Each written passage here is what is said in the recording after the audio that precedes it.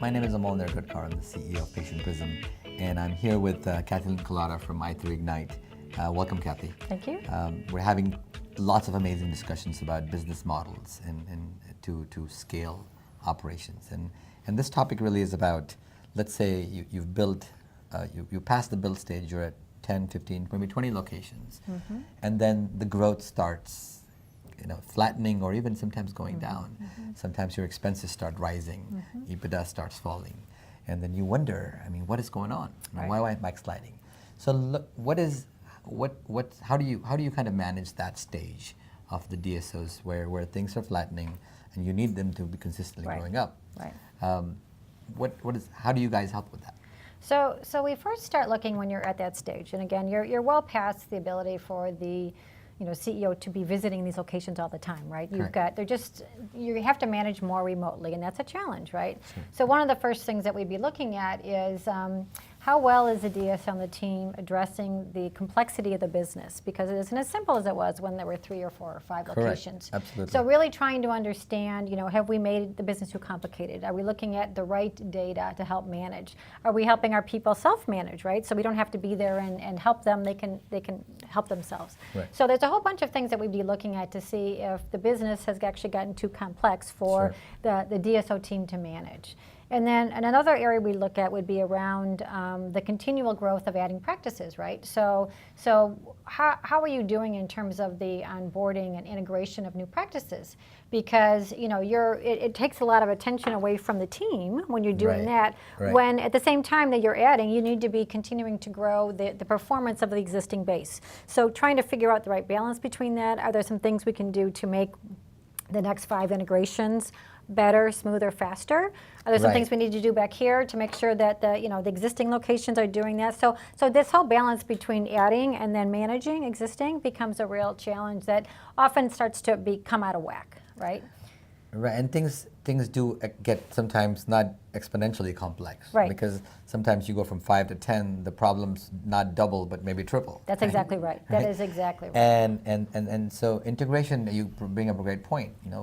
You're acquiring practices. Right. You've got to integrate them into your business model. Right. And you got to get the team to buy into that business model. Otherwise, it's all going awry because they're doing their own thing. Everybody's their own thing. That's right. One thing I've learned from you guys today is that if everybody does their own thing, you can't scale. No, you can't. Well, you can't scale at the level of building value that we think is possible when you found better ways, more consistent ways to do things. So the other thing I would probably do is start looking at things like the communications, like the rhythm of communications, how we communicate between the DSO and the locations. Are there some what kind of phone calls you're getting? How many? Where are the areas where you've got kind of pain points in terms of how we're working with each other? Because usually you can start to see that that's starting to fall down, and that's a pretty clear signal that something's going on. And the most common thing I hear is it's busy. Right. We don't have time. Right? We don't have time to do these things. We don't have time for meetings. We don't have time for anything. So how do you prioritize that in order to, how do you make that a priority? Well, I think it's there's probably a lot of different tactics around that, but I think part of it is to establish some rhythms around what kinds of conversations we're going to have in a regular way, right? So there's something, not everything's urgent, right? So there's some things that we probably need to address once a week, and we've got a vehicle for that. And so you've got a way for people to kind of focus in on, let's get this done then. And you probably have a very clear, or you'd like to have a very clear way to handle exceptions, right? So when do things come up to the CEO or to the COO? Because not everything should go up. There's some things that should be handled at the location or at the regional manager or whatever. So just understanding kind of what's happening, because that creates a lot of the chaos, right? When people don't know kind of when things should go up and how they'll be handled at a lower level. And does that get documented now? These routines get documented in the playbook? Oh, absolutely. Oh, wow. Okay. Absolutely. Because I think that's part of the thing that, you want to take as much mystery out of it as possible. Right. So that people, when they enter the organization, and as long as they're in there, they really understand how we work, how we communicate, how we make decisions, how I work with this person and that person. So you really have kind of taken some of the mystery out of it, and then that also takes the variability out of it. And then that kind of, then when you have this going on, then there's no way, right? Because there's constant communication, there's feedback, there's metrics that you're looking at. Right. And then so you can almost stop the backsliding from happening. You can. You could potentially even predict that this location has a good chance of kind of sliding down.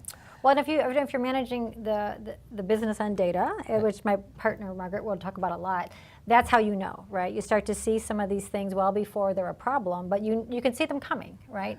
Because you monitor them in a regular basis. And then the last thing I would just say for the DSOs at this stage is that quite often we see that they have too many junior people.